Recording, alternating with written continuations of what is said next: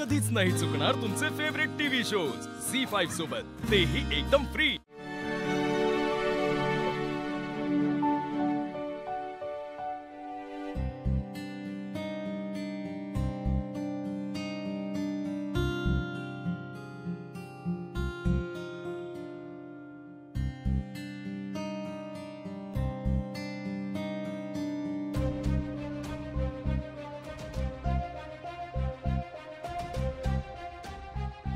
शिवा,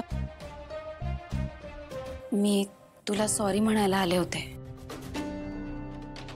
अगं, देवासमोर बसले, मी खोटं नाही बोलणार। काल जे काही झालं त्यासाठी खरंच सॉरी। मला खूप वाईट वाटतंय, पण खरंच मी मुद्दाम काहीच केलं नाहीये। आशू भाऊ आहे ग माझा, मला काळजी वाटते त्याची, आणि आई सुद्धा खूप दुखावली होती। हे सगळं जे चाललंय ना, ते मुद्दामच चाललंय। इतकं होतं तर माझ्याशी तोंडावर बोलायला यायचं ना। खरं तर माझ्या हातात काहीच नव्हतं। मी जे बोलले, जे केलं, ते सगळं आईच्या सांगण्यावरून केलंय। काय ना, माझ्या आजीचा, आईचा कुणीही अपमान केलेला मला चालत नाही। मी काल गप्प बसले याचं कारण मी माहेरी होते, आणि सासरकडच्यांची इज्जत कमी होऊ नये म्हणून मी शांत बसले। यापुढे शांत बसणार नाही। आता तू मला सांगणार मी कोणाशी कसं बोलायचं ते? आणि तुला काय वाटलं, तू मला या घरात राहून दिलंस म्हणून तुझ्या उपकाराखाली दबून राहीन मी? नाही, मला असं काही म्हणायचं नाहीये।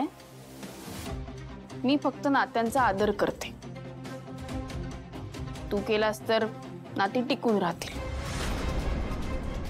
आणि नाती टिकावी इतकी इच्छा आहे माझी। हे घर माझं आहे, आणि मी इथे मला हवं तसं वागेन। आणि खरं तर आता तू तुझा विचार करायला हवायस, कारण काहीच दिवसात तू या घरातून दिसेनाशी होणार आहेस। कळलं?